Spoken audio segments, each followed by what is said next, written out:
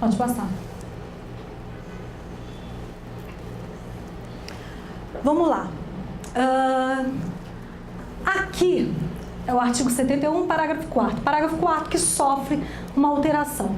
Resumindo toda essa parte escrita, que quem está aí atrás não consegue ver, o que está escrito aqui hoje? Que se você não dá o intervalo intra-jornada é para repouso e alimentação. Para quem tem horário comercial, geralmente é o horário do almoço. Para quem tem jornada de mais de 6 horas, a CLT prevê que o mínimo é 1 hora de intervalo, o máximo 2. Para quem tem até 6, ou seja, menos de 6 horas de jornada, o intervalo é de 15 minutos. E se eu não dou esse intervalo? O trabalhador não tirou, ou tirou parcialmente. O que hoje a CLT diz? Que você vai ter que pagar como hora extra o período correspondente. O problema disso daqui é a interpretação do período correspondente. O que os tribunais estavam interpretando? Vamos supor que você tem lá os seus empregados têm 8 horas de jornada diária e tem 1 hora de intervalo. E ele tirou só meia hora hoje. Os tribunais entendem que você não deu o período do intervalo. O período é 1 hora, você não deu. Então você tem que pagar a hora extra referente a 1 hora, mesmo que ele só tenha deixado de tirar meia hora, que meia hora ele tirou descansando, tendo o intervalo. Mas muitos em tribunais dizem, olha, não importa se ele deixou de tirar 10 minutos do intervalo, meia hora, 40 minutos ou 1 hora inteira. Você vai pagar a hora extra referente a todo o período, porque ele não teve o período de descanso dele conforme a CLT determina. O que o legislador fez? Alterou esse parágrafo, a redação desse parágrafo 4º, para dizer o seguinte: a não concessão ou a concessão parcial do intervalo intra-jornada mínimo para repouso e alimentação implica o pagamento de natureza indenizatória, ou seja, a hora extra, apenas do período suprimido. Então, se ele tirou, se de 1 hora que ele tem direito de intervalo intra-jornada, ele tirou 40 minutos, porque ele usou 20 minutos para terminar ali uma tarefa que você pediu para ele, você vai pagar a hora extra referente a 40 minutos e não referente a 1 hora inteira. Aliás, perdão, referente aos 20 minutos que ele deixou de tirar. Isso é mais coerente. De fato, é a melhor interpretação, mas não era a interpretação que os tribunais seguiam. Perceba, mais uma vez é o legislador dando uma porrada no que os tribunais entendiam, interpretavam. Pode passar. Tá. Aqui a gente vai começar a falar de teletrabalho. Naquela nossa lógica de contratação, admissão, escolha de contrato, de trabalho que vai ser usado, salário, jornada, próximo passo, escolher onde o seu empregado vai trabalhar. Ele vai trabalhar alocado na empresa? Alocado no cliente? Em casa? À distância, em qualquer lugar? Então a gente agora passa ao local de trabalho. O que hoje tem na CLT e continua, isso não foi mudado. Artigo 6º que eu já tinha comentado, mas vou ler de novo. Não se distingue entre trabalho realizado no estabelecimento do empregador, o executado no domicílio do empregado, que o mercado costuma chamar de home office, e o realizado à distância, que é o teletrabalho, desde que estejam caracterizados os pressupostos da relação de emprego. Pronto, era só isso que existia. Não tinha mais nenhuma regulamentação sobre o teletrabalho. E aí surgiam muitas dúvidas. Mas como é que isso funciona? O que o empregado tem direito e o que não tem? A empresa tem que pagar alguma coisa, equipamento, isso e aquilo? Então, a reforma trabalhista mantém esse artigo, mas inclui novos artigos para regulamentar o teletrabalho. E aqui eu vou abrir um parêntese. Há algumas semanas atrás, eu fiz uma reunião com a minha empresa e ela virou para mim, ela estava contratando pessoas jurídicas PJ, que prestava serviço exclusivamente para ela, ou seja, PJ clássico, né? Que é um empregado, mas foi contratado sob a forma de PJ. E a empresa virou para mim e disse o seguinte: não, mas mesmo se bater fiscalização ou denúncia, não é relação de vínculo empregatício, porque esse trabalhador não fica na empresa. Ele trabalha à distância, em casa. Gente, o fato de não trabalhar dentro da empresa não significa que não cria um vínculo empregatício. Se ele cumpre aqueles 3 requisitos do artigo 3º, ou seja, não eventualidade, ou seja, habitualidade, subordinação e mediante remuneração, é um empregado.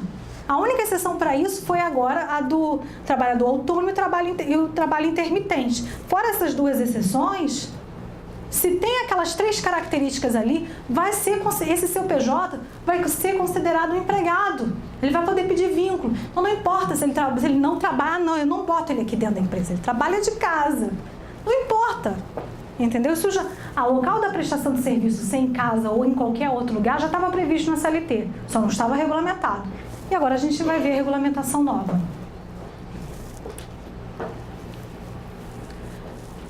Vamos lá. Todos esses artigos aqui, 75A, 75B, e a gente vai ver no próximo slide o C, o 75C, 75D e E, ou seja, do artigo 75A até o artigo 75E, 5 artigos foram incluídos na CLT pela reforma trabalhista para regulamentar o teletrabalho. Diz o 75A, prestação de serviços pelo empregado em regime de teletrabalho, observará o disposto neste capítulo, ou seja, todos esses artigos abaixo. Considera-se teletrabalho a prestação de serviços preponderantemente fora das dependências do empregador, com a utilização de tecnologia de informação e de comunicação, que por sua natureza não se constitui como um trabalho externo.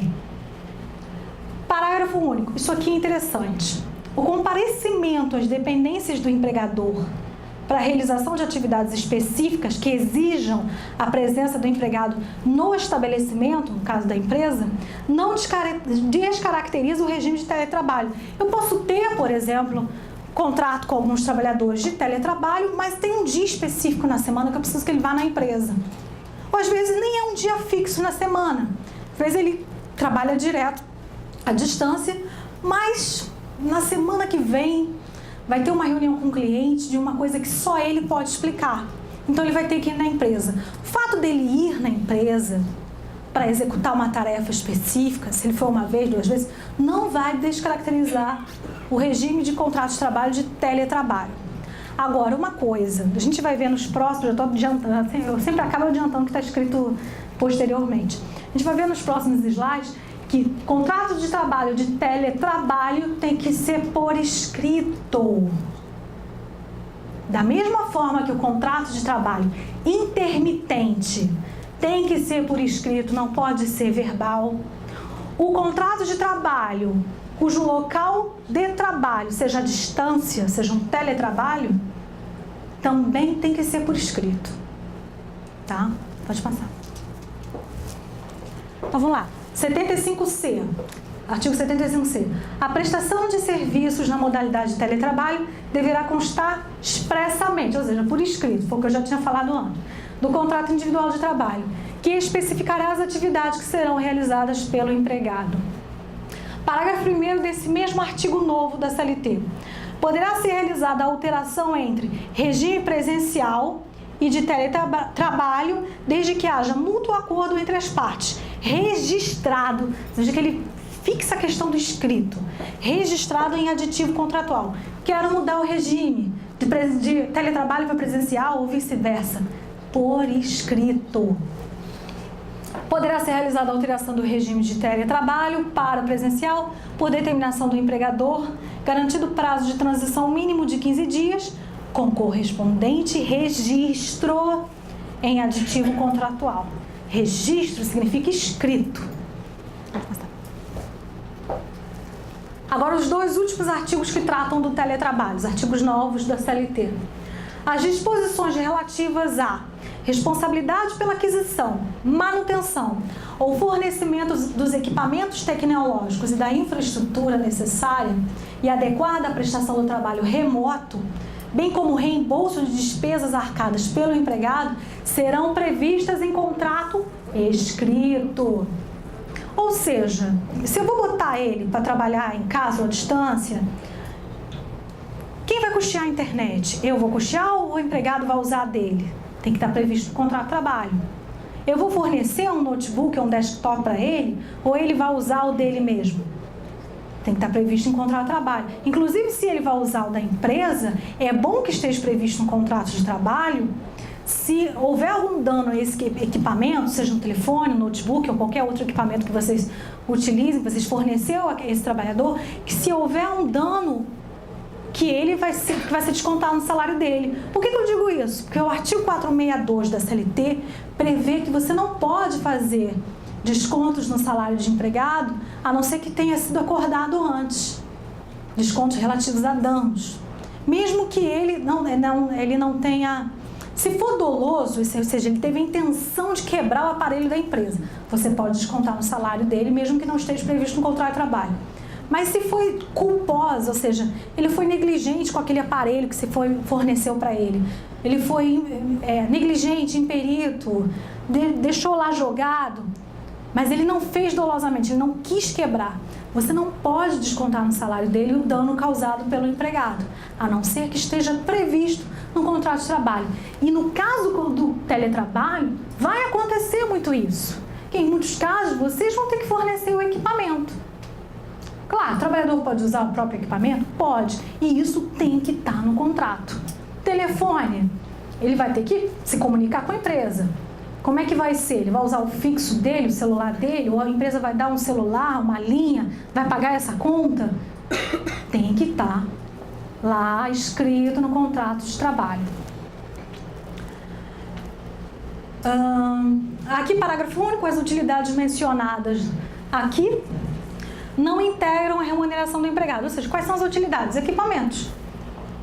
75 o empregador deverá instruir os empregados de maneira expressa e ostensiva quanto às precauções a tomar a fim de evitar doenças e acidentes de trabalho. Aqui, tomar precaução. Fulano, toma cuidado aí, ergonometria, senta numa cadeira adequada quando você estiver em casa ou em qualquer lugar. Isso aqui nada é a mesma coisa. Parágrafo único. O empregado deverá assinar termo de responsabilidade comprometendo-se a seguir as instruções fornecidas pelo empregador. Isso é importante. Se ele tem que assinar, tem que ser por escrito. É um requisito que vocês vão ter que fazer se quiser contratar por teletrabalho. Até porque isso desonera o empregador. Que o cara não tomou as medidas necessárias de medicina e segurança do trabalho. Se ele assinou um termo se responsabilizando, ele não pode culpar o empregador. Então, isso aqui, na verdade, parece ser ruim. Ai, meu Deus, além do contrato escrito, não vou ter que fazer isso também. Mas é para a segurança das próprias empresas. Pode passar. Vamos lá, chegamos às férias. Por que esse risco é enorme? Porque foi revogado o que está aqui. E eu já até falei. Lá no início da apresentação, quando eu falei sobre trabalho em regime de tempo parcial, o que eu disse? Olha, atualmente na CLT tem um artigo que prevê férias escalonada, ou seja, tem uma escala em virtude da quantidade de horas semanais. Ou seja, se a pessoa faz 20 e tantas horas, ela não vai ter direito a 30 dias corridos de férias. Vai ter direito a um período menor. Então, por exemplo, aqui 18 dias de férias para quem tem duração do trabalho semanal superior a 22 horas e até 5 horas. 16 dias de férias para duração do trabalho semanal superior a 20 horas e até 22 horas. Ou seja, não é 30 dias. Só que o legislador, na reforma trabalhista, revoga esse artigo. Então, agora não importa se esse cara trabalha 20 horas semanais, 25, 30, não interessa. Ele vai ter 30 dias de férias e não mais essas quantidades de dias menores. Ok? Pode passar. Vamos lá. Essa é uma alteração interessante e que na convenção coletiva, na cláusula de férias, a gente já alterou nessa convenção agora, 2017 e 2019, para já estar em harmonia com a reforma trabalhista. O que hoje a CLT diz? Que você só pode parcelar o período de férias, ou seja, dar o gozo em mais de um período, em 2 vezes e só em casos excepcionais. Mas não diz o que é caso excepcional. Se não diz, quem é que vai interpretar? Os tribunais. E os tribunais dizem, olha, a empresa só pode parcelar as férias do trabalhador em um caso de motivo de força maior, necessidade imperiosa, esse tipo de coisa. Ou seja, isso aqui é exceção da exceção da exceção. A regra é 30 dias. A convenção coletiva da nossa categoria já previa a possibilidade de parcelamento, mas desde que fosse um pedido do empregado. Porque aqui a CLT está regulando a intenção do empregador, não do empregado. Então a nossa convenção disse, olha, se for um pedido do empregado e a empresa concorre, já pode parcelar em 2 vezes. É o que a nossa convenção dizia até 2017. As empresas reclamavam muito disso aqui e até os próprios trabalhadores. O que o legislador fez? Altera esse parágrafo 1º, dizendo o seguinte, desde que haja concordância do empregado, as férias poderão ser usufruídas em até 3, ou seja, além dele dizer que não é só em casos excepcionais, ou seja, basta que o empregado concorde. Ele ainda aumentou o número de vezes de gozo dessas férias, aumentou de 2 para 3 períodos. Então, as férias poderão ser usufruídas até 3 períodos, sendo que um deles não poderá ser inferior a 14 dias e os demais não poderão ser inferior a 5 dias corridos cada um. Então, você combinou lá com o seu empregado, ele concordou. Pô, não posso te dar 30 dias, cara, eu preciso de você aqui. Não tem como você tirar 10 agora, 14 depois. Se ele concordar, ok, pode parcelar, não precisa ser mais uma situação excepcional. Ele pode até você ter condições de dar 30 dias agora, não vai interferir nas atividades da empresa, mas você, empregador, por algum motivo quer parcelar. Se ele concordar, ok, pode fazer. Esse parágrafo 2º aqui foi revogado. Por quê? Ele dizia o seguinte, aos menores de 18 anos e maiores de 50, as férias sempre serão concedidas de uma só vez. Ou seja, mesmo que ocorresse uma situação excepcional, as pessoas nessa idade não poderiam ter suas férias parceladas em 2 vezes. Então o legislador revogou. Por quê? Se ele diz aqui, se ele altera o parágrafo 1º para dizer que basta uma concordância, para que então manter esse parágrafo 2º? Não tem lógica.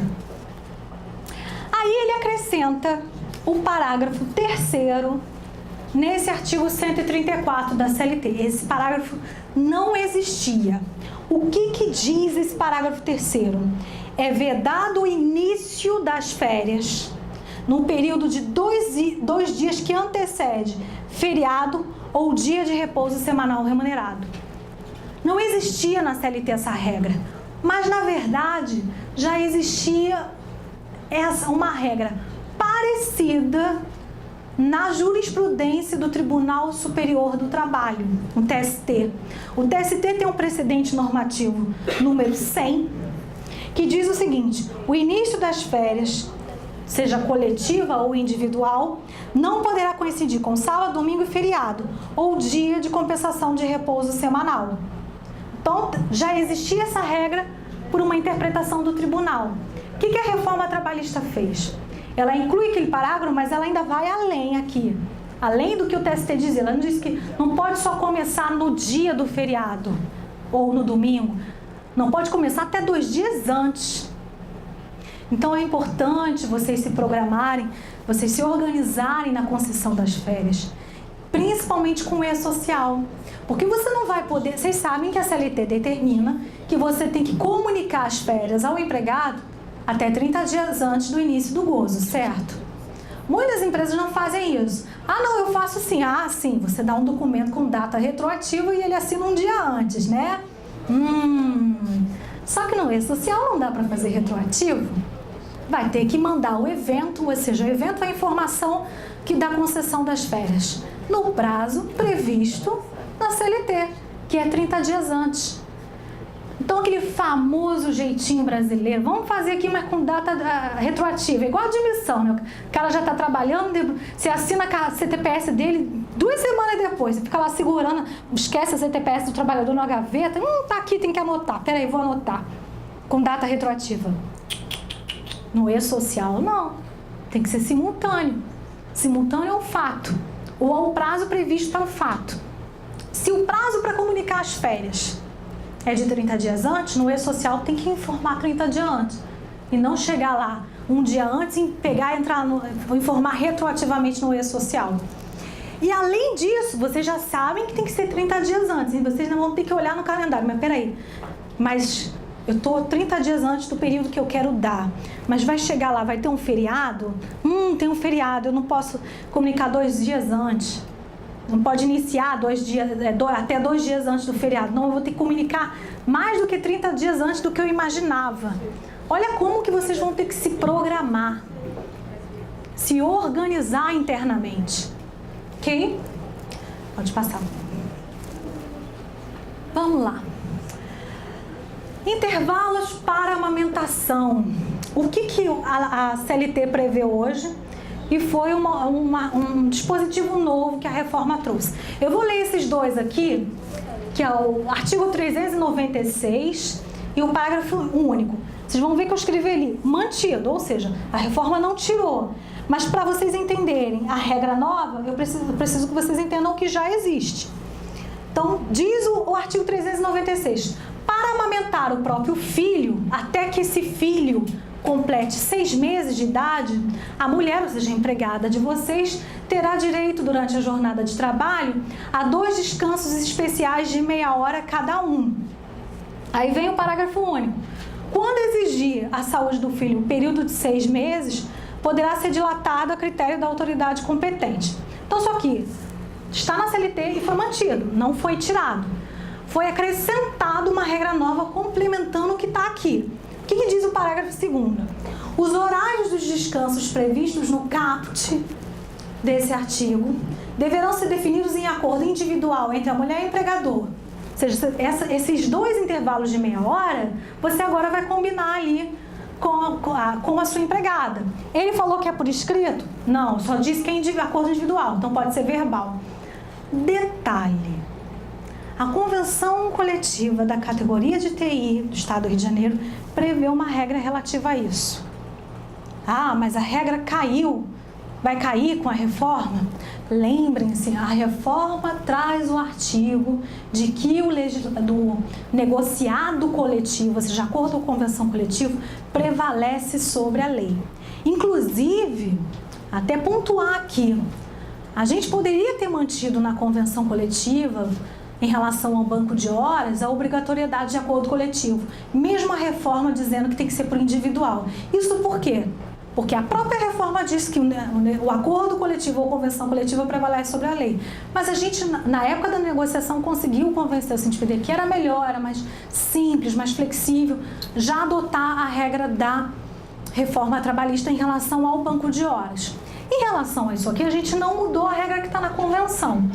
Então, o que diz a nossa convenção coletiva em relação a esses 2 intervalos de meia hora para a empregada mãe amamentar? Na prática, ele fala 6 meses de idade, a empregada não fica 4 meses em casa de licença, na prática vão ser só 2 meses que vocês vão ter que dar esse intervalo. Porque durante os 4 primeiros meses do bebê, a empregada vai estar em casa de licença. Então, prejuízo, né, seria só de 2 meses. Pode passar. O que diz a cláusula 35ª da Convenção Coletiva?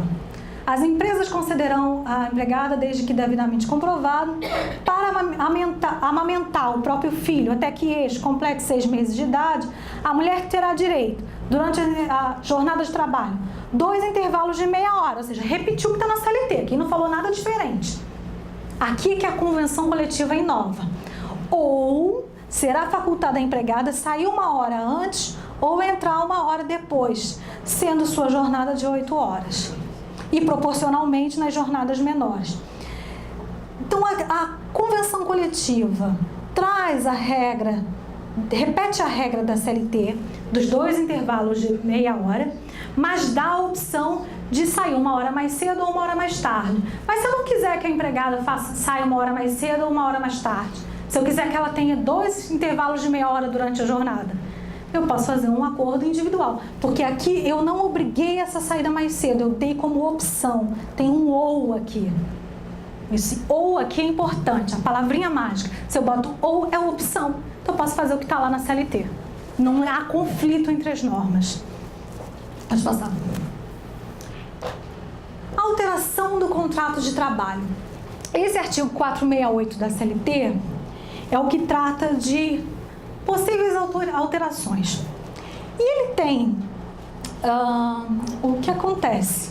Mais um problema, várias ações na Justiça do Trabalho, e que o que o legislador fez foi dizer algo, trazer uma norma nova que dissesse algo diferente da interpretação que os tribunais fazem. O que os tribunais dizem?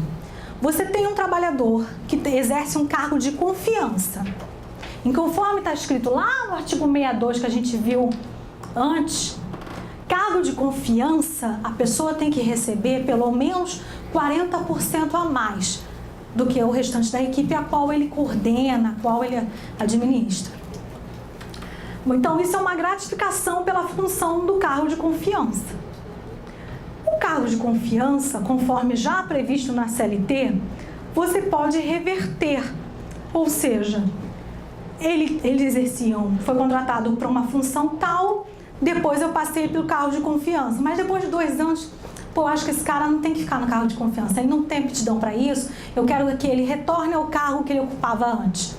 Pode fazer, porque é cargo de confiança, não pode fazer isso com outros cargos. O problema é que os tribunais regionais do trabalho e o TST entendiam o seguinte: olha, se ele ficar um determinado período no cargo de confiança, você pode até reverter ele para o cargo que ele ocupava anteriormente, conforme determina a CLT. Mas esses 40% a mais de gratificação da função de confiança integra no salário, não vai poder reduzir. Aí você vira, então não adianta nada, na prática vai ser a mesma coisa, só vai mudar a nomenclatura do cargo, mas o salário é o mesmo, vou ter que continuar pagando 40% a mais. E veja, isso não estava escrito na CLT, foi uma interpretação dos tribunais. O que o legislador veio fazer na reforma trabalhista? Reverteu, não interessa quanto tempo tenha, pode tirar essa gratificação, esses 40% a mais. Então é isso que esse parágrafo 2º, que não existia no 468, diz.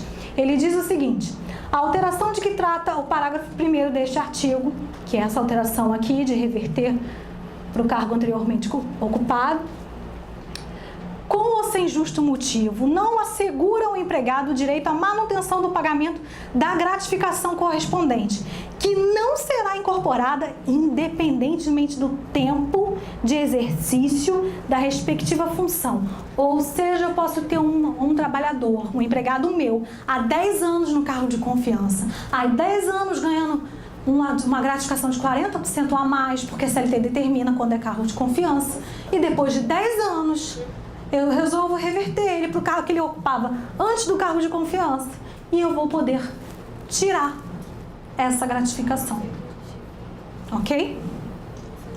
Vamos lá, pode passar.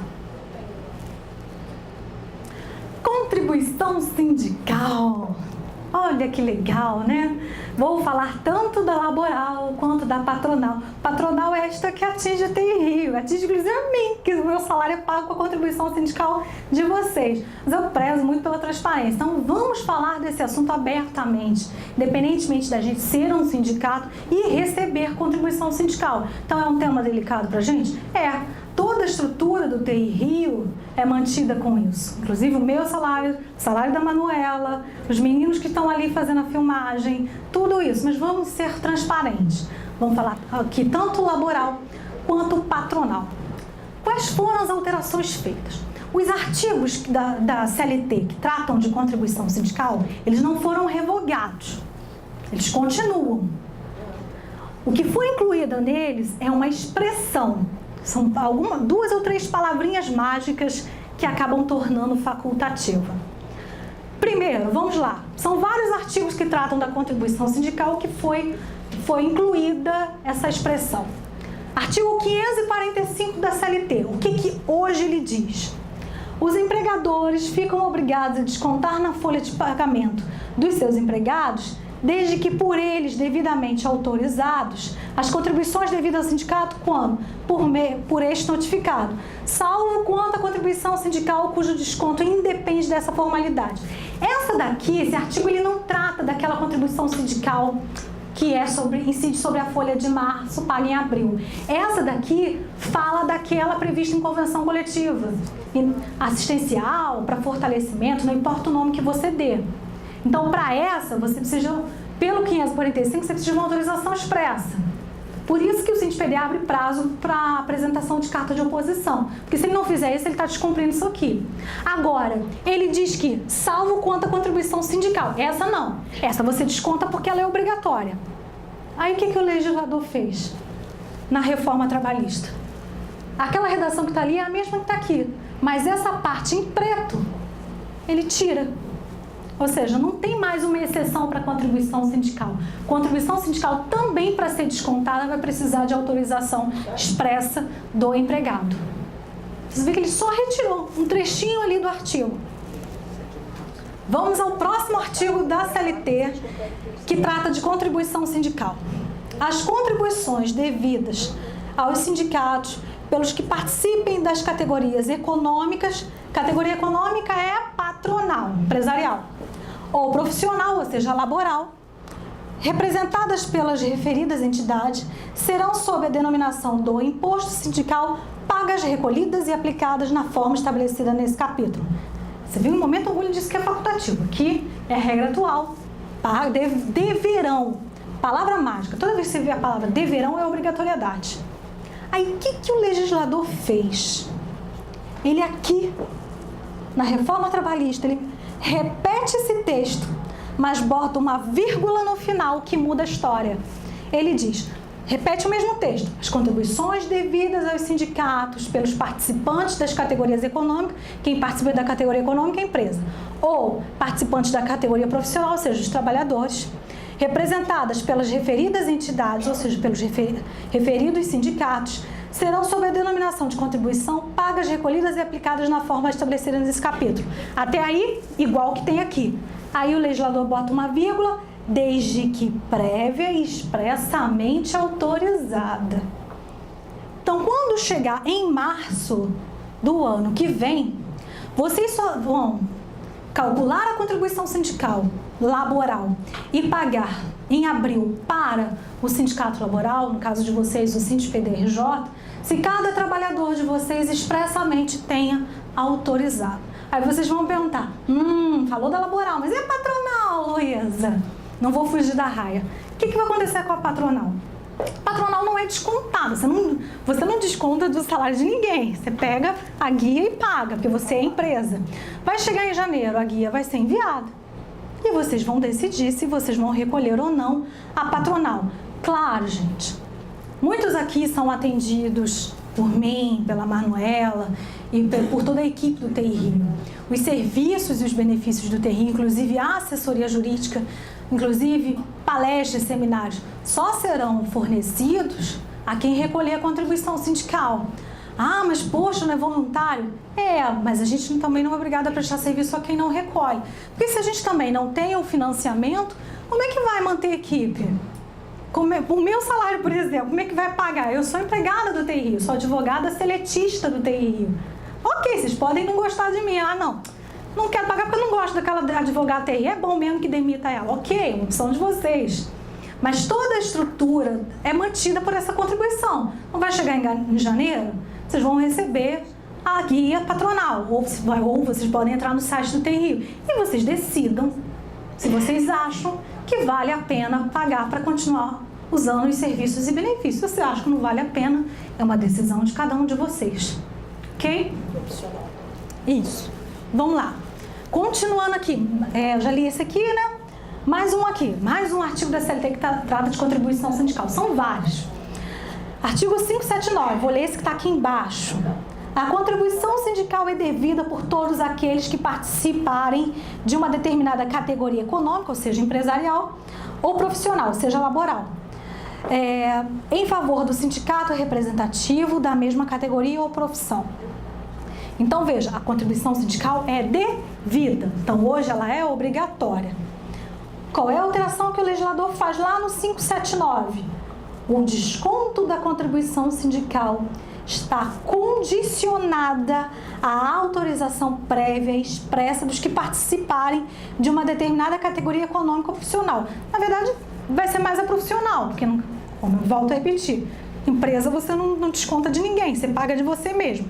É do trabalhador que você desconta. Então foi isso.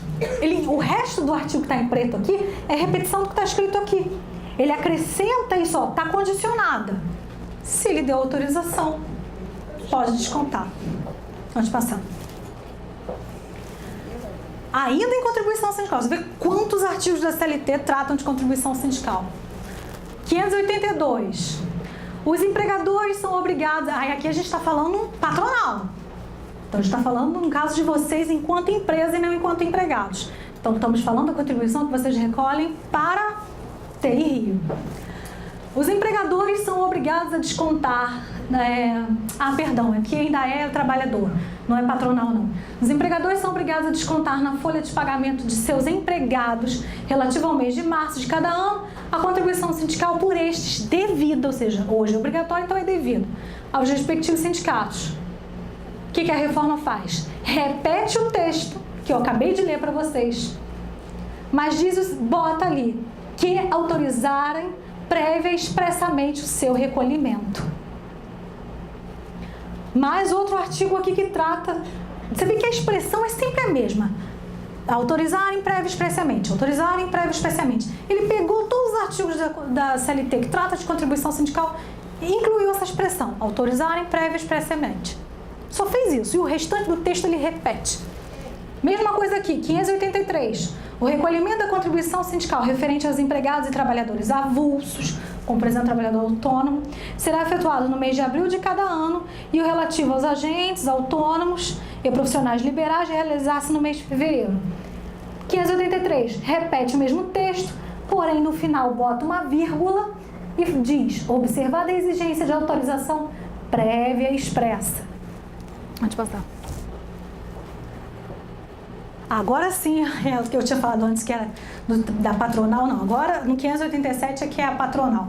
No caso aqui, vocês recolhem para o TI Rio. O recolhimento da contribuição sindical dos empregadores, então das empresas, contribuição sindical patronal, efetuar-se no mês de janeiro de cada ano, ou para os que venham estabelecer-se após aquele mês, na ocasião em que requeiram as repartições, o registro ou a licença para o exercício da respectiva atividade. Então, esse é o texto que tem hoje, contribuição sindical patronal obrigatória. O que o legislador faz? Acrescenta só uma pequena frase antes de todo esse texto. Diz assim, pela reforma trabalhista: os empregadores que optarem pelo recolhimento da contribuição sindical deverão fazer no mês de janeiro. Enfim, repete todo o texto.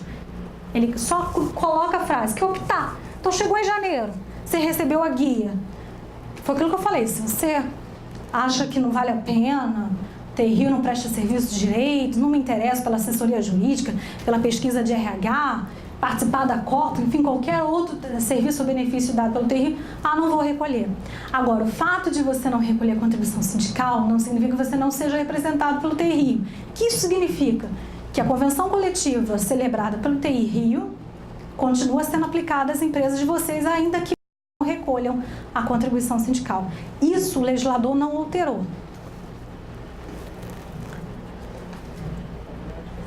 O 601 também foi revogado porque ele dizia o seguinte: no ato de admissão de qualquer empregado, você vai exigir dele a apresentação de prova da quitação do imposto. Se é facultativo, não precisa mais exigir do empregado isso. E, na verdade, a maioria das empresas não exigiam. 602, eu acho que é o último artigo de contribuição sindical. Acho que a gente passa depois para novos temas. Os empregados que não estiverem trabalhando no mês destinado ao desconto do imposto sindical serão descontados no primeiro mês subsequente ao reinício do trabalho. Ele pega esse artigo 602, repete o texto, mas no meio do texto ele diz: e que venha autorizar prévio expressamente o recolhimento.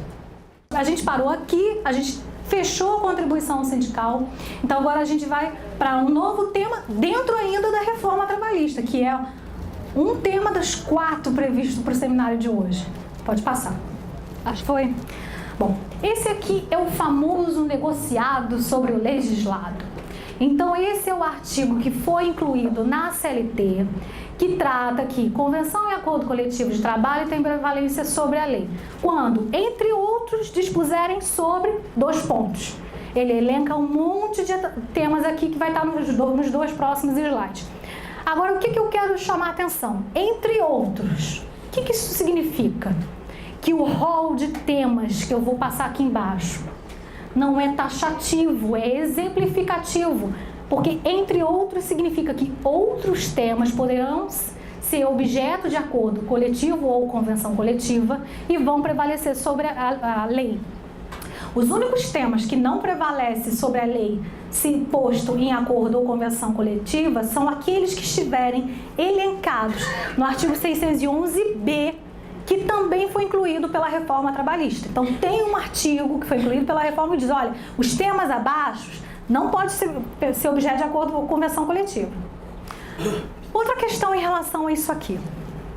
Muito se discutiu que, na verdade, a legislação já previa isso aqui.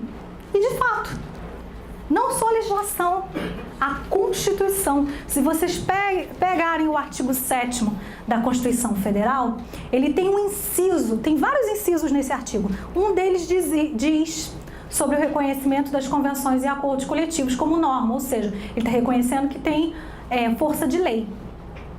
Bom, aí vocês poderiam perguntar, mas se isso já estava previsto na norma maior do país, na Constituição Federal, para que então preciso repetir isso aqui na CLT? Por quê? Mais uma vez, a culpa é dos tribunais. Os tribunais regionais de trabalho e o TST, muitas das vezes, quando estava com uma ação judicial em que se discutia alguma cláusula de convenção ou acordo coletivo, fazia a seguinte interpretação: sim, prevalece sobre a lei, quando prevê norma mais benéfica. Se não prevê uma norma mais benéfica do que está na lei, não vai prevalecer. Só que, se você pega a Constituição Federal, lá no artigo 7º, no inciso que fala sobre isso, ele em momento algum disse que só ia prevalecer sobre a lei se fosse uma norma mais benéfica. Não falou, só disse que foi reconhecido como norma. Então, o legislador veio e trouxe isso aqui para reforçar o que já estava na Constituição, só que os tribunais vinham adotando parcialmente, apenas nos casos em que era mais benéfico do que estava na lei. E até eu vou fazer um comentário aqui, muito rapidamente. Há algumas semanas atrás, não foi nem eu que recebi essa ligação da empresa, foi a minha assistente, a Lohana. Uma pessoa de uma empresa ligou para minha assistente para tirar dúvidas sobre adicional noturno. A CLT prevê que o horário noturno é de 10 da noite às 6 da manhã, às 5 da manhã. A nossa convenção coletiva, ela estica um pouquinho. Ela diz que é de 10 da noite às 6 da manhã, então ela é mais benéfica. Mesmo que não fosse mais benéfica, ainda assim prevaleceria, mas ela ainda é mais benéfica, ou seja, está bem de acordo com a jurisprudência dos tribunais. E a pessoa insistiu no telefone com ela, não, mas se a CLT está dizendo que é até as 5, não se aplica a convenção coletiva? Eu falei, mas se não se aplica a convenção coletiva nisso, não se aplica a maior parte dela. Porque, por exemplo, a jornada semanal na convenção é 40. E a Constituição Federal e a CLT prevê 44. Entendeu? Então, antes já se tinha a interpretação de que quando ela é mais benéfica, prevalece. Agora isso foi além. Não interessa se é mais benéfico ou não. Vai prevalecer sobre a lei aquilo que estiver disposto em acordo com a convenção coletiva. Então vamos ver esse rol exemplificativo. Pode passar. Vamos lá. Primeiro tema que vai prevalecer no negociado sobre o legislado. Negociado coletivo. Quanto à jornada de trabalho, observados limites constitucionais, eu não preciso ter aquela jornada padrão de segunda a sexta, 8 horas diárias. Eu posso fazer uma jornada diferenciada. Num dia, por exemplo, não ter uma jornada num dia na semana, trabalhar só 4 dias, e num dia trabalhar mais. Então, posso fazer um acordo coletivo de trabalho, modificando esse horário tradicional de jornada de trabalho. Banco de horas anual. Até porque até 6 meses a gente já viu que pode ser por acordo individual. Intervalo intra-jornada, respeitado o limite mínimo de 30 minutos para jornadas superiores, a 6 horas. E isso foi uma dúvida que uma pessoa acabou de me perguntar aqui antes da gente recomeçar. Falou, mas eu posso flexibilizar o horário do almoço? Pode, desde que por meio de acordo coletivo. Porque às vezes o que o empregado quer fazer? E a empresa acata isso, quer dar isso. Pô, eu posso tirar só meia hora do almoço e sair meia hora mais cedo? Teoricamente não poderia. Você tá... Teoricamente não. Hoje você não pode. Você está cortando meia hora do almoço dele. Mas, a partir da entrada em vigor da reforma trabalhista, você pode, no acordo coletivo ou na própria convenção coletiva da categoria, prever uma flexibilização. Olha, o empregado pode diminuir o seu horário de intervalo intra-jornada com a respectiva diminuição no horário de saída ou chegar mais tarde, enfim, você pode flexibilizar isso, mas não pode ficar menos de 30 minutos. Tem que pelo menos ter 30 minutos. Aqui, inciso 4. Adesão ao programa Seguro Emprego, PSE. O que é o PSE? A sigla era PPE, Programa Proteção de Emprego, que foi criado pela Dilma, e aí quando o Temer entrou, ele editou uma medida provisória que foi transformada em lei e mudou a nomenclatura do programa. É uma possibilidade de redução de jornada em salário por meio de acordo coletivo para empresas em crises financeiras. Isso já era possível antes? Sim. Já existe uma lei de 1965 que prevê a possibilidade de redução de jornada e salário por meio de norma coletiva. Mas essa lei de 65, ela diz que você só pode reduzir por até 3 meses, prorrogáveis por mais 3 meses, e que você só pode reduzir 25% do salário. Esse programa, o que ele prevê? Primeiro, pode ser até 2 anos de redução de jornada e salário. Segundo, essa redução pode ser de 30%. Veja então que é um pouco mais vantajoso do que essa lei de 65. Segundo, dessa redução de 30%, se você se inscreve no programa, o governo paga a metade do que você reduziu. Ele vai depositar na conta da empresa e a empresa vai repassar ao trabalhador. Claro, se você paga 10 mil, reduziu 30%, ou seja, 3 mil reais, o governo vai repor esses 50%, metade do que foi reduzido, 1.500, depende, porque a norma dessa lei diz que ele vai repor 50% do que a empresa reduziu, mas limitado ao teto do seguro-desemprego. Então, não é assim qualquer salário que o governo federal vai repor. Aqui, plano de cargos, salários e funções compatíveis com condições pessoal do empregado, bem como identificação dos cargos. A gente já não tinha visto lá antes, no 461? Só reforço que eu já tinha falado. Não vai ter jeito. Se quiser fazer plano de cargos e salários, vai ter que ser por acordo coletivo. Regulamento empresarial, a gente já tinha visto. Representante dos trabalhadores no local de trabalho, pode passar. Teletrabalho, regime de sobreaviso e trabalho intermitente. Aí vocês vão perguntar, mas eu não tenho que fazer um contrato individual de trabalho no teletrabalho intermitente, mas agora é coletivo? Sim, é individual. Mas se você quiser instituir um programa, botar regras gerais para uma coletividade, ou já numa convenção coletiva, você prevê, olha, se a empresa adotar o trabalho intermitente, vai ter que seguir essas regras especiais aqui, além daquilo que está lá na CLT. Pode fazer isso. Então, o contrato continua sendo individual, mas você pode trazer regras especiais para uma coletividade por meio de convenção ou acordo coletivo. Remuneração por produtividade, incluídas gorjetas percebidas pelo empregado e remuneração por desempenho individual. Modalidade de registro de jornada de trabalho, troca de feriado. Muita gente perguntou sobre isso aqui. Enquadramento do grau de insalubridade, prorrogação de jornada em ambientes insalubres, prêmio de incentivo em bens ou serviços, eventualmente concedidos em programas de incentivo. Isso aqui bate com o que está lá no 457 que a gente viu anteriormente. Participação nos lucros e resultados da empresa. E aí eu chamo atenção para isso aqui. A gente sabe que tem lá a Lei 10.101 de 2000 que regula o PLR. Isso aqui é um parênteses que eu estou fazendo aqui agora, gente. É um alerta. Essa lei, ela diz que o PLR pode ser estipulado tanto por uma comissão interna como por meio de acordo coletivo de trabalho. Então vocês me responderiam, bom, se a lei que regula o PLR diz isso, significa que eu não preciso fazer acordo coletivo de PLR.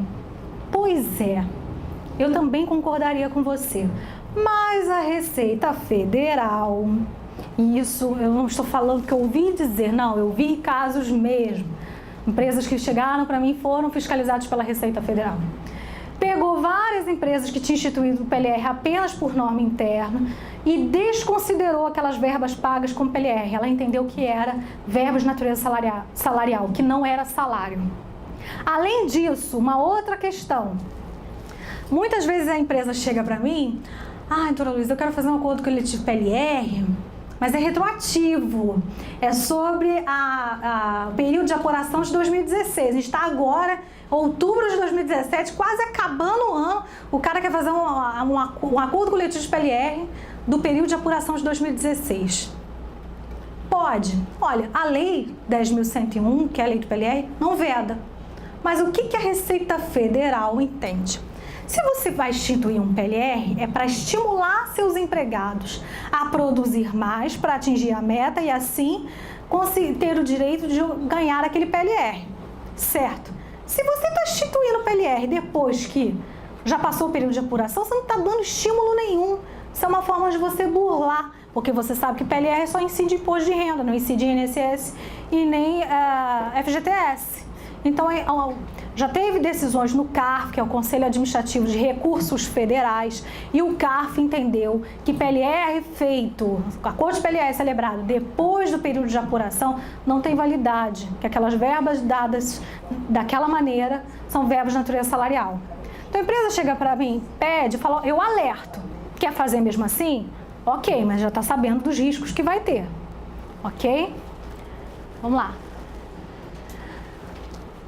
Bom, o 611A fala acordo coletivo, convenção coletiva prevalece sobre a lei. Mas há algum caso que o acordo individual vai prevalecer sobre a lei? Vai. 2 a gente já até viu, que foi a questão do... Aliás, a gente já viu 3. Questão do banco de horas, mensal ou até 6 meses e a jornada de 12 por 36. Então, a própria reforma trabalhista já traz exceções prevendo 4 casos em que o negociado individual vai prevalecer sobre a lei. Então, o primeiro caso aqui, banco de horas, desde que ocorra compensação no período de 6 meses, a gente já viu. Também banco de horas, e aí acordo individual tácito, ou seja, não precisa ser por escrito, desde que a compensação seja no mesmo mês. Acordo individual escrito de jornada de 12 por 36. Então, essas 3 exceções a gente já viu hoje. Agora, a 4ª exceção. Acordo individual com empregado portador de diploma de nível superior e que perceba salário mensal igual ou superior a 2 vezes o limite máximo dos benefícios do regime geral da Previdência. O que então isso significa? Se você tem um empregado com nível superior que ganha este salário, que eu acho que está, 5.500 e pouco, então 2 vezes isso, vai dar 10 mil e pouco, quase 11 mil reais. Se você tem um empregado nessas condições, você vai poder fazer um acordo individual com ele, que trate daquelas normas que estavam lá no 611A, todos aqueles temas ali, por meio de acordo individual e vai prevalecer sobre a lei. Não vai precisar ser por acordo coletivo, ok? Passando. O que não pode ser objeto de... Eu botei aqui a abreviação ACT, Acordo Coletivo de Trabalho, CCT, Convenção Coletiva de Trabalho. O que não pode ser objeto de ACT ou CCT. Então, a reforma inclui esse artigo 611b e diz: constitui objeto ilícito de convenção ou de acordo coletivo de trabalho exclusivamente a supressão ou a redução dos seguintes direitos. E aí é aquela elenca. Eu não transcrevi aqui, porque senão vai ficar muito extenso. São, acho que mais ou menos uns 20 e poucos itens. Mas são itens que eu vou citar alguns exemplos aqui. 13º salário. Não pode ser objeto de negociação coletiva, mas veja, objeto se for para suprimir ou reduzir. Para aumentar, pode. Para aumentar, você sempre pode. Você quer dar mais para o empregado, a lei nunca tiver. Do céu é o limite. O problema é quando é para dar menos. Aí, calma aí. Entendeu? Então, traz ali todos os temas que você não pode negociar em acordo coletivo para reduzir ou suprimir. Não está ali, é livre. Pode botar em acordo com a convenção coletiva que vai prevalecer sobre a lei. Vamos lá. Vigência de ACT e CCT.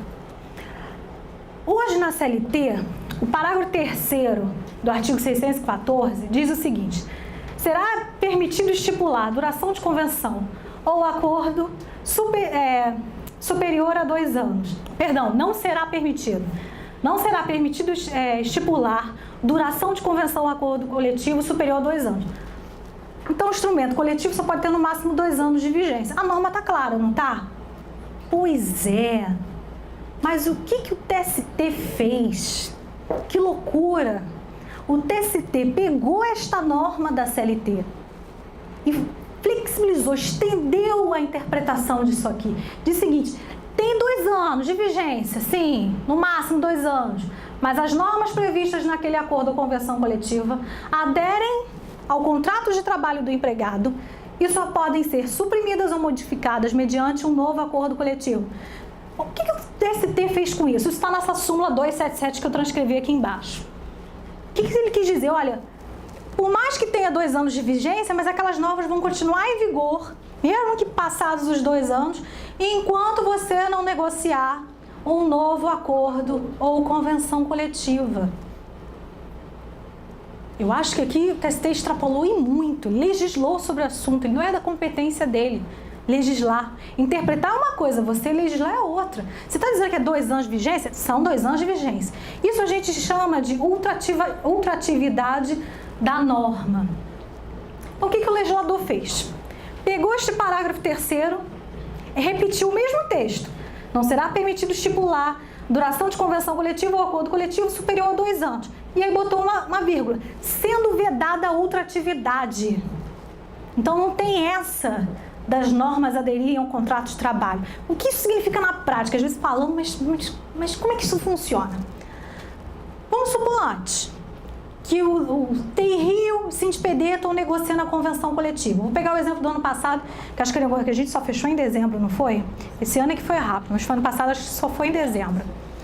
Por essa norma aqui do TST, mesmo que a gente, no ano passado, só tenha fechado em dezembro, as normas da convenção coletiva anterior se aderiram ao contrato de trabalho e permaneceram em vigor. Então, você não poderia deixar de dar aqueles direitos previstos na norma. Por essa mudança na CLT, vamos supor, ano que vem não, porque ano que vem a gente negocia termo aditivo, não negocia convenção.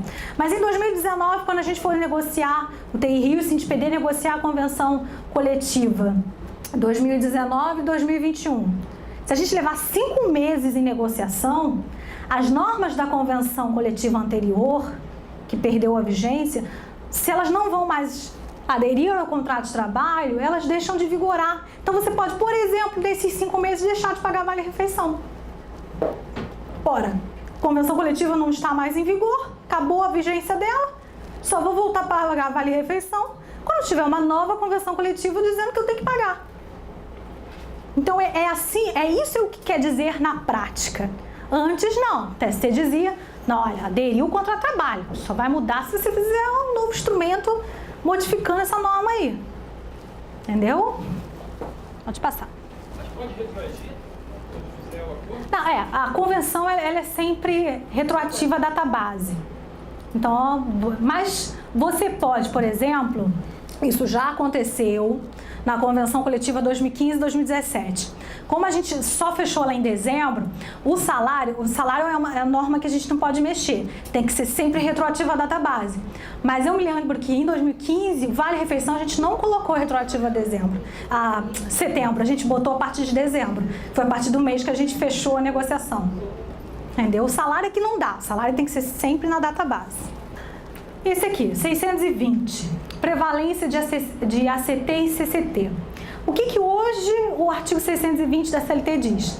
As condições estabelecidas em convenção, quando mais favoráveis, prevalecerão sobre as estipuladas em acordo.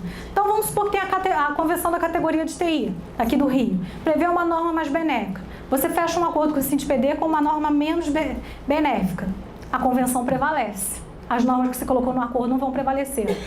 Pela reforma, não importa se o que você fechou para a sua empresa em acordo coletivo é mais benéfico ou pior do que está na convenção. Vai prevalecer, porque ele fez a modificação e ficou assim, o 620. As condições estabelecidas em acordo coletivo de trabalho sempre prevalecerão sobre as estipuladas em convenção coletiva de trabalho. Então, eu posso fazer um acordo coletivo só para a minha empresa que preveja algum direito que está lá na convenção coletiva, mas de forma menos benéfica. E vai ter validade. Ok? Vamos lá.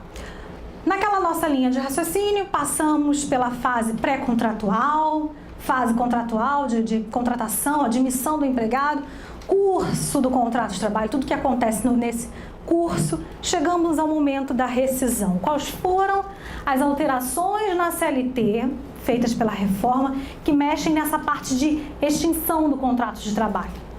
Bom, quais são as formas que a gente conhece de as formas padrão de rescisão contratual? Rescisão por motivação da empresa. A empresa decidiu rescindir um contrato, seja por justa causa ou sem justa causa, enfim, mas a decisão partiu dela. E tem a decisão do empregado de pedir demissão, de rescindir o contrato de trabalho. O que muitas vezes acontecia na prática, e foi por isso que veio esta norma, esta alteração na CLT. Esse artigo ele não existe hoje na CLT, está sendo incluído pela reforma. Muitas vezes o empregado quer pedir demissão, mas ele quer sacar o fundo. E quando pede demissão, não pode sacar o fundo. Aí o que ele fala para a empresa? Pô, olha, me demite para eu poder sacar meu fundo, depois eu te devolvo os 40%. Ou seja, isso é fraude ao FGTS. Isso acontecia muitas vezes, que a empresa fazia isso porque gostava, às vezes, do trabalho do empregado. Ah, não, vou fazer sim, vou te demitir, aí você saca o seu fundo. Então, o legislador, eu acho que isso aqui não vai pegar, não. Eu acho que mesmo... Eu também acho. Daí depois a gente vai ver por quê. Então, o que o legislador pensou? Bom, então vamos criar uma forma que haja uma rescisão combinada entre os dois. Que parte dos valores que ele receberia, se ele fosse demitido, ele vai receber. Assim, ele não faz essa fraude. Aí foi incluído esse artigo 484A, que diz o seguinte: o contrato de trabalho poderá ser extinto por acordo entre empregado e empregador, caso em que serão devidas as seguintes verbas trabalhistas. Por metade, o aviso prévio se indenizado, a indenização sobre o fundo de garantia, ou seja, os 40% do FGTS. Se é metade, então 20%. Na integralidade, as demais verbas trabalhistas. Aí vem o parágrafo 1º. A extinção do contrato prevista nesse artigo aqui permite a movimentação da conta vinculada ao trabalhador, ou seja, ele pode sacar o fundo, limitado até 80%. Então, ele não pode sacar tudo, calma. Não é tão bom assim. Mas 80% é um valor considerável. Então, ele vai poder sacar 80% do valor dos depósitos. Parágrafo 2º. A extinção do contrato por acordo prevista neste artigo não autoriza o ingresso no programa seguro-desemprego. Foi acordado? Então, você não tem direito a entrar no seguro-desemprego. Uhum. Então, aqui eu fiz um comparativo, para ficar mais fácil a visualização. Rescisão pela empresa. Então, a empresa vai ter que dar para o empregado o aviso prévio de 30 dias, mais aviso prévio adicional de 3 dias por cada ano completo, mais multa de 40% sobre os valores depositados no FGTS, mas, aí aqui, isso aqui não é o que ela dá. O empregado vai ter direito a movimentação de 100% do valor do fundo que tiver lá no fundo e vai ter direito a dar entrada no seguro-desemprego. Se eu vou para rescisão por acordo entre empregado e empresa, ou seja, isso aqui foi o que a CLT criou. Isso aqui já existia, aquilo lá também. Isso aqui é uma situação intermediária que a CLT criou. Então, eu vou ter metade do aviso prévio sim indenizado. Quando eu digo eu vou ter, trabalhador. Vai ser me devido, ou seja, a empresa vai ter que pagar 20% da multa do FGTS. E eu vou poder sacar 80% do fundo. Ali, se o empregado pede demissão, ele tem que dar o aviso prévio. Lembrando, quando o empregado pede demissão, o direito ao aviso prévio não é dele, é da empresa. Inclusive, a empresa não é obrigada a liberar. O empregado obteve um novo emprego. A empresa só é obrigada a liberar empregado de cumprimento de aviso prévio quando ele obtém novo emprego, quando foi ela que demitiu. Quando foi ele que pediu demissão, o direito ao aviso prévio não é dele, é da empresa. Se a empresa disser, não vou te liberar, não quero, ela não é obrigada e ele vai ter que cumprir. Se não cumprir, desconta como falta. Então, isso aqui foi uma solução encontrada pelo legislador, um meio termo, para não ocorrer esse tipo de coisa. Aquela coisa do, me demite aí para eu poder sacar meu fundo. Só que não é tão vantajoso assim. Você não vai poder sacar todo o fundo, não vai poder dar entrada no seguro-desemprego. Então, será realmente que essa norma vai pegar? Tenho minhas dúvidas. Mas está aí se quiserem usar, a partir do dia 11. Vamos lá. Demissões individuais, plurimas ou coletivas. O que é isso? E agora, com a crise no estado do Rio de Janeiro, afetou muitas empresas de TI. Muitas empresas fizeram demissões coletivas porque perderam, principalmente aquelas que prestam serviço para o setor público, perderam contratos. Isso aconteceu muito, eu vi muito isso. E nem a CLT, nem nenhuma outra norma trabalhista regula se tem alguma regra especial para demissão coletiva ou plurimas, ou seja, mais de uma pessoa. Mas o TST, que adora, criar uma interpretação, uma norma sobre o assunto, editou uma súmula, que é a súmula 330, em que parte dela ele trata da rescisão individual. E na outra parte ele trata da rescisão coletiva, demissão coletiva. O que essa norma essa súmula do TST diz? A quitação passada pelo empregado com a assistência de entidade sindical, ou seja, homologação do sindicato laboral, ao empregador com observância dos requisitos exigidos no 477 da CLT, tem eficácia liberatória em relação às parcelas expressamente previstas ali naquele recibo, salvo se oposta a ressalva expressa e especificada ao valor dado à parcela ou parcelas impugnadas. Então, aquilo que não está expresso ali naquele recibo de quitação das verbas rescisórias, aquele recibo não faz valer. Ele só dá a quitação porque está expresso ali. Continuando, a quitação não abrange parcelas não consignadas, ou seja, não previstas no recibo de quitação e, consequentemente, seus reflexos em outras parcelas, ainda que estas constem desse recibo. Quanto a direitos que deveriam ter sido satisfeitos durante a vigência do contrato de trabalho, a quitação é válida em relação ao período expressamente consignado no recibo de quitação. O que é isso? Eu estou lendo, e às vezes pode parecer estranho. TRCT, paguei lá as verbas rescisórias, férias que estavam vencidas, as proporcionais, dentro do terceiro salário, mas vamos supor que eu não paguei durante o curso do contrato de trabalho horas extras. Esse recibo de quitação hoje só vale porque está ali discriminado. Então, o empregado pode entrar na justiça pedindo essas horas extras que não foi paga durante o curso do contrato de trabalho, porque não estava ali previsto no recibo. E aí continua uma orientação jurisprudencial, uma OJ 270 do TST. A transação extrajudicial que importa a rescisão do contrato de trabalho ante adesão ao empregado de plano de demissão voluntária, PDV. Uns chamam de programa, o outro de plano de demissão voluntária. Implica a quitação exclusivamente das parcelas e valores constantes no recibo. Por que o TST fez isso?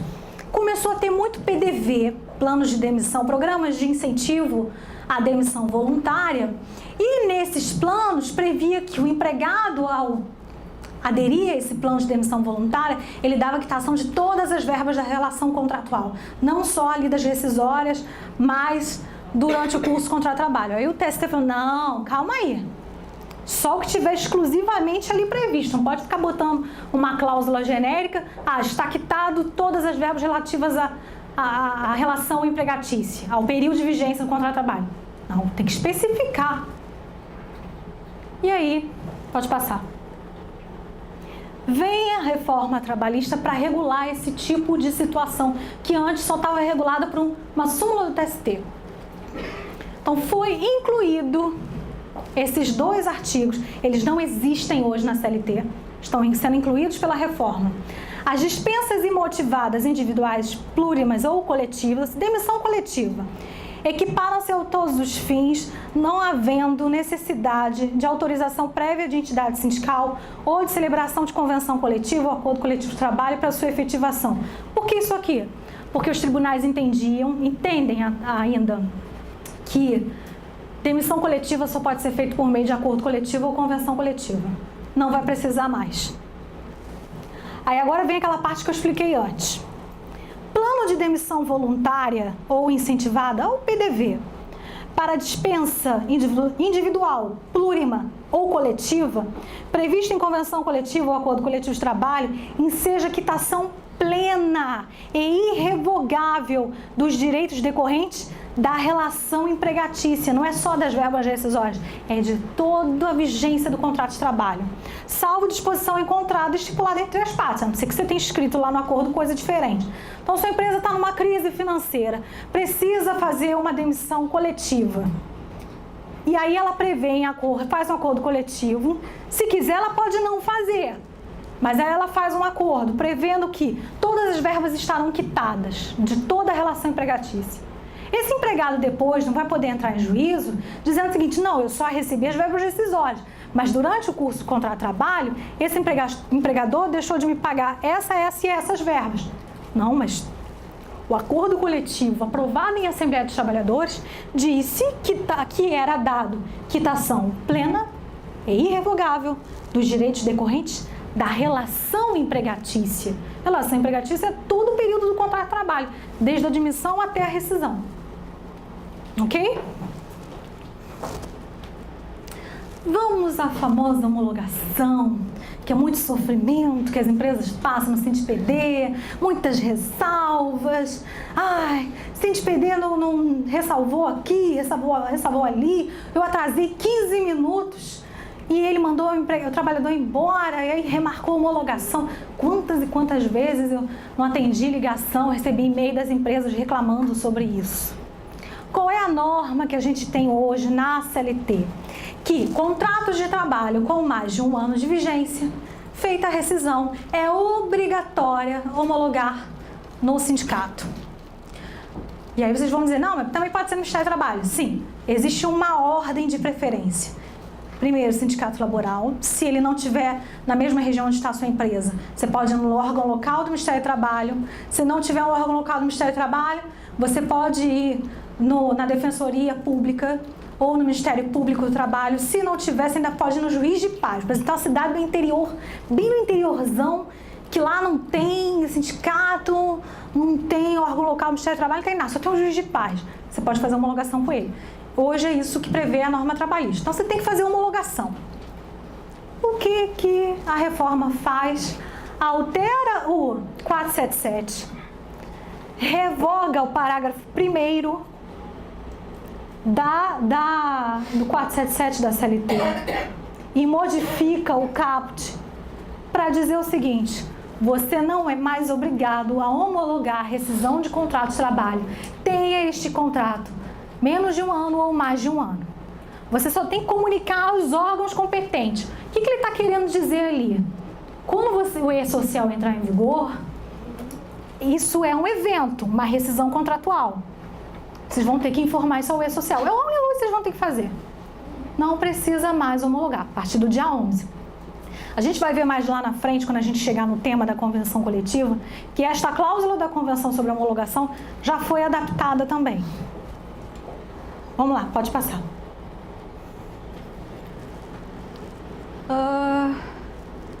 Aqui eu vou pular um pouco essa mudança, porque a mudança aqui foi mais para dizer o seguinte: quando o empregado for analfabeto, antes você só podia pagar em dinheiro a rescisão. Agora não, pode ser em depósito bancário. Então, eu acho que dificilmente uma empresa de TI contrata um empregado analfabeto. Então, posso passar batida por isso. Vamos lá. Parágrafo 6º. O que hoje diz o parágrafo 6º da cláusula 477 da CLT? Lembrando que este parágrafo é o que prevê prazo para pagamentos de verbas rescisórias. E a gente sabe que existem dois prazos. Um prazo, se o aviso prévio for indenizado, que são de 10 dias após a comunicação da dispensa, ou primeiro, se o aviso prévio for trabalhado, seu prazo para pagar as verbas rescisórias é primeiro dia útil após o último dia efetivamente trabalhado. Certo? Então não vou nem ler, isso é o que está aqui, ó. Até o primeiro dia útil, imediato ao término, até o 10º dia contado. Então isso aqui é o prazo. Certo? Ele muda o prazo para pagamento de verbas rescisórias. Então, preste atenção a partir do dia 11, hein? Prazo mudou, agora o prazo é único. Não existe mais diferenciação se é trabalhado ou indenizado. O que diz agora pela reforma trabalhista? A entrega ao empregado de documentos que comprove a comunicação da extinção contratual aos órgãos competentes, bem como o pagamento dos valores constantes do instrumento de rescisão, TRCT, deverão ser efetuados até 10 dias contados a partir do término do contrato. O que é término do contrato? Aviso prévio, seja trabalhado ou indenizado, conta para tempo de serviço. Não conta? Ele entra na vigência do contrato. Então, 10 dias a partir do término é 10 dias a partir do término do aviso. Prazo único. Ok? Então, não tem mais dois prazos, é um prazo só. A partir do dia 11. Se vocês tiverem alguma rescisão agora, ainda está valendo isso aqui, tá, gente? Mas aquela que tem a projeção do aviso que termina em novembro. Depois do dia 11, até o dia 10, se acabar no dia 10, aí é a regra antiga. Dia 11, 11 do 11. Mas se é indenizado, são os 10 dias após essa projeção? Não. Olha só, vamos ler aqui. Contados a partir do término do contrato de trabalho. Quando que o contrato de trabalho termina? No final do aviso prévio. O aviso prévio não conta para tempo de serviço? Mesmo indenizado. Vocês não pagam, inclusive, avos de férias, de 13º em relação ao período do aviso prévio? Então, ele conta na vigência do contrato de trabalho. A rescisão do contrato de trabalho só se opera após o aviso prévio. Se eu indenizei 45 dias, então eu vou pagar até 10 dias após o término dos 45 dias. Isto. Não, indenizado 45, mas conta 30 só, não é isso? Gente, aviso prévio, 30 mais os 3 dias para cada ano. 45 dias, por exemplo. Isso, exatamente. Conta. Ele não fez diferenciação. Veja aqui. Contados a partir do... Quando é que termina? É porque a gente não consegue entrar na nossa cabeça que indenizado ainda é contrato de trabalho. Na nossa cabeça, indenizou, acabou o contrato de trabalho. Mas não é. Se acabasse o contrato de trabalho no início do aviso prévio indenizado, começou a contagem da projeção, acabou o contrato de trabalho. Se fosse assim, você não tinha que pagar o avos de 13º salário relativo àquele período? Não, é um erro que todo mundo comete. O que as pessoas pensam? Eu só posso botar o empregado para trabalhar 30 dias, os 3 dias para cada ano tem que ser obrigatoriamente indenizado. Vocês já pegaram a lei que trata desse assunto? É uma lei à parte da CLT. Lembra que eu falei, tem muita coisa que não está regulada na CLT. A lei que trouxe esses 3 dias a mais para cada ano só tem 2 artigos, é uma lei curtíssima. Um artigo fala dos 3 dias para cada ano completo e o segundo artigo diz quando essa lei entra em vigor. É uma lei de 2011. No artigo 1º, que trata dos 3 dias para cada ano, só diz que a cada ano completo será acrescido de mais 3 dias ao aviso prévio. Em momento algum, a lei disse, obrigatoriamente tem que ser indenizado. Se o cara cumprir 45 dias, se você quiser dar 45 dias trabalhados, pode. O tempo do sindicato não aceita isso, não. Mas a interpretação equivocada. Gente, o sindicato não aceita. Ele não tem que aceitar ou querer. É a norma. Quantas e quantas vezes a empresa entrou em contato comigo, não só por esse problema, mas outros problemas. Porque o sindicato estava fazendo uma interpretação errada. É óbvio que ele vai sempre querer, de alguma forma, dar uma interpretação pró-trabalhador. Mas o que eu estou falando para vocês, não só é de acordo com o que está na lei, como também de acordo com decisão dos tribunais. Porque a lei não falou, ela não mudou a forma de concessão, ela só aumentou o período do aviso.